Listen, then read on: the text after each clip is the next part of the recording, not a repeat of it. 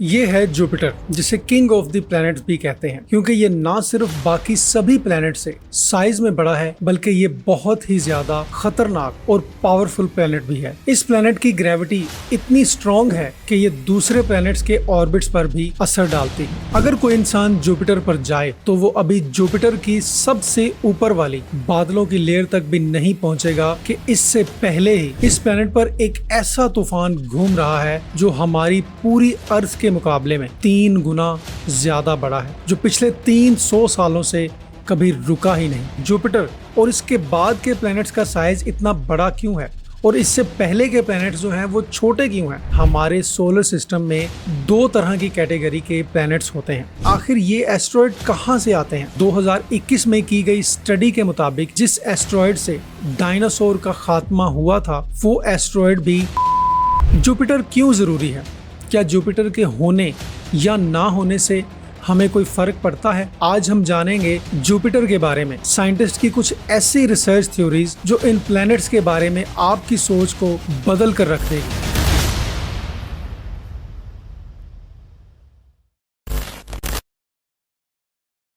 एक छोटे से पॉज के लिए माजरत।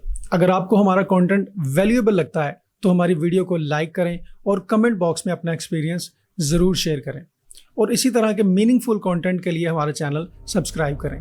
Thank you. साइंटिस्ट का कहना है कि आज से 4.6 बिलियन साल पहले हमारे सोलर सिस्टम में कुछ भी नहीं था। स्पेस में हर तरफ गैसेस थी। उस टाइम कुछ जायंट मॉलिक्यूलर क्लाउड्स गैस के साथ कोलैप्स हुए और उससे हमारा सूरज और सोलर सिस्टम बना। सोलर सिस्टम बनने के बाद सबसे पहले बनने वाला प्लैनेट जुपिटर ही था। NASA and planetary formation research की एक थ्योरी के मुताबिक जुपिटर ने सबसे पहले अपना कोर बनाया और फिर अपने आसपास से गैसेस को खींचकर एक गैस जायंट प्लैनेट बन गया। ये तो आप जानते ही होंगे कि हमारा सन भी एक स्टार है। तो जब एक नया स्टार पैदा होता है तो उसके गिर्द धूल की एक डिस्क बन जाती है, जिसे प्रोटोप्लैनेटरी डिस्क कहा जाता है, यानी एक ऐसी डिस्क जो प्लैनेट बनाती है। और ये डिस्क एक स्टार के गिर्द 5 से 10 मिलियन सालों तक रहती है। उसके बाद ये खत्म हो जाती है, लेकिन जाने से पहले ये बहुत सारे प्लैनेट बना जाती है जो कि फिर सूरज के गिर्द घूमते हैं। अब यहाँ पर एक सवाल पैदा होता है कि जुपिटर और इसके बाद के प्लैनेट्स का साइज इतना बड़ा क्यों है और इससे पहले के प्लैनेट्स जो हैं वो छोटे क्यों हैं? इस चीज को समझने के लिए हमें एक साइंटिफिकली टर्म को समझना पड़ेगा। एक बात जो आप सब जानते होंगे कि हमारे सोलर सिस्टम में 2 तरह की कैटेगरी के प्लैनेट्स होते हैं, जिसमें नंबर 1 पर है टेरेस्ट्रियल रॉकी प्लैनेट्स और नंबर 2 पर है गैस जायंट प्लैनेट्स। पहली कैटेगरी में मरकरी, वीनस, हमारी अर्थ और मार्स शामिल हैं, और गैस प्लैनेट्स में जुपिटर, सैटर्न, यूरेनस और नेपच्यून शामिल हैं। इन प्लैनेट्स की डिवाइडेशन को स्नो लाइन रोल भी कहते हैं, जो कि साइंटिफिकली प्रूफ भी किया गया है। स्नो लाइन के अंदर टेम्परेचर बहुत ज़्यादा होता है, जहां सिर्फ रॉक और मेटल्स ही सर्वाइव कर सकते हैं, लेकिन स्नो लाइन के बाहर जहां जुपिटर और दूसरे भी प्लैनेट्स हैं, सब फ्रीज होकर सॉलिड बन गए।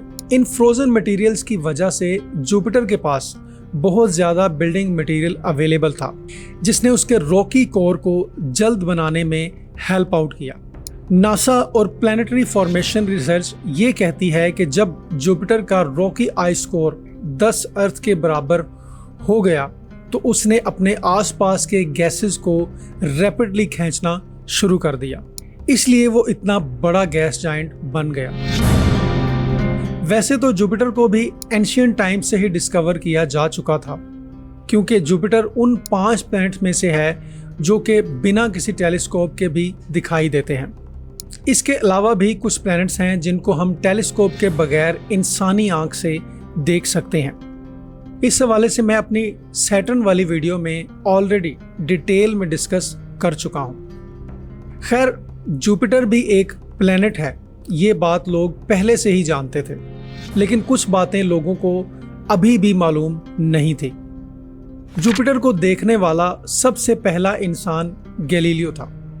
गैलीलियो ने 1610 में एक छोटी सी टेलीस्कोप से जुपिटर को देखा और साथ ही साथ उसने जुपिटर के 4 बड़े मून्स भी देखे। गैलीलियो ये सब देखकर बहुत ज़्यादा हैरान हुआ, क्योंकि उसको पहली बार ये पता चला कि अर्थ के अलावा किसी और प्लेनेट के पास भी मून हो सकते हैं, और एक नहीं बल्कि बहुत सारे मून्स। जुपिटर क्यों ज़रूरी है? क्या जुपिटर के होने या ना होने से हमें कोई फ़र्क पड़ता है? अगर जुपिटर ना होता तो अर्थ पर आज कोई भी लाइफ ना होती। जी हाँ, बिल्कुल ठीक सुना आपने। वो इसलिए क्योंकि जुपिटर अर्थ के लिए एक शील्ड की तरह काम करता है। अर्थ पर जो एस्ट्रॉयड गिरने वाले होते हैं, जुपिटर उनको अपनी हाई ग्रेविटी की वजह से या तो दूर फेंक देता है या फिर वो उनको अपनी तरफ खींच लेता है, जिससे अर्थ पर आज लाइफ बनी हुई है। अगर जुपिटर ना होता तो अर्थ और उसके पास के 3 प्लैनेट्स पर आज एस्ट्रॉयड की बारिश हो रही होती। यानी जुपिटर अपने आगे के 4 प्लैनेट्स को एस्ट्रॉयड से प्रोटेक्ट करता है।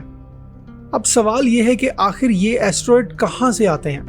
इसका जवाब है कि मोस्टली एस्ट्रॉयड बेल्ट से आते हैं, जो कि मार्स और जुपिटर के सेंटर में मौजूद है। इस बेल्ट में तकरीबन 1 से 2 मिलियन एस्ट्रॉयड आज भी मौजूद हैं, और 2021 में की गई स्टडी के मुताबिक ये पता चला है कि जिस एस्ट्रॉयड से डायनासोर का खात्मा हुआ था, वो एस्ट्रॉयड भी इसी एस्ट्रॉयड बेल्ट से ही आया था।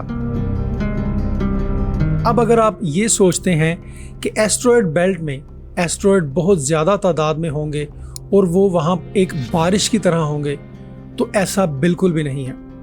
क्योंकि अगर ऐसा होता तो आज तक नासा का कोई भी स्पेसक्राफ्ट या कोई भी स्पेस मिशन इस एस्ट्रॉयड बेल्ट से आगे ना जा पाता। जबकि हमने देखा कि नासा ने अपने कई मिशंस भेजे, वॉयेजर 1, वॉयेजर 2, न्यू होराइजन और कैसिनी।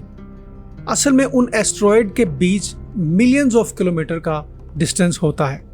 एक एस्टीमेट के मुताबिक एक एस्ट्रॉयड से लेकर दूसरे एस्ट्रॉयड के बीच में डिस्टेंस तकरीबन 1 मिलियन किलोमीटर है, और अगर हमारी अर्थ का डायमीटर देखा जाए तो हमारी अर्थ का डायमीटर तकरीबन 12,742 किलोमीटर है। यानी एस्ट्रॉयड के बीच जो डिस्टेंस है, इस हिसाब से उस डिस्टेंस के अंदर अर्थ जितने सैकड़ों प्लैनेट आसानी से गुजर सकते हैं। फिर एक स्पेसक्राफ्ट तो बहुत ही छोटी चीज़ है। खैर, ये तो हो गई जुपिटर की इम्पोर्टेंस। अब चलते हैं जुपिटर की कैरेक्टरिस्टिक्स की तरफ। जुपिटर हमारे सोलर सिस्टम का 5वां प्लैनेट है और ये सूरज से तकरीबन 800 मिलियन किलोमीटर के फासले पर है। अर्थ पर सूरज की रोशनी 8 मिनट में पहुंचती है, लेकिन वहीं जुपिटर पर सूरज की रोशनी पहुंचने में पूरे 43 मिनट्स लग जाते हैं।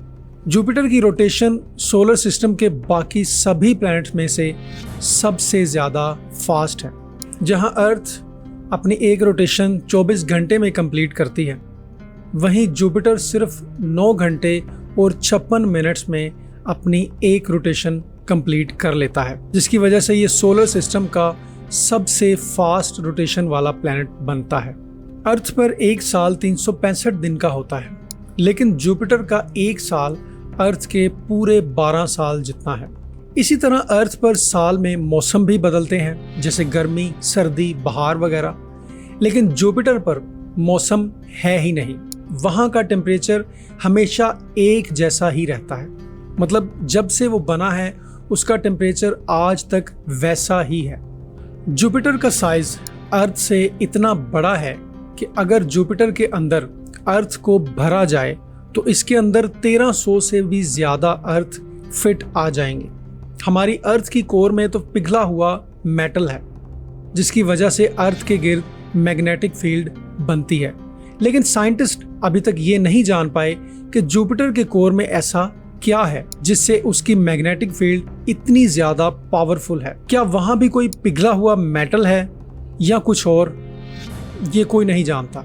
अब सवाल ये है कि क्या इस प्लेनेट पर कोई स्पेसक्राफ्ट लैंड हो सकता है?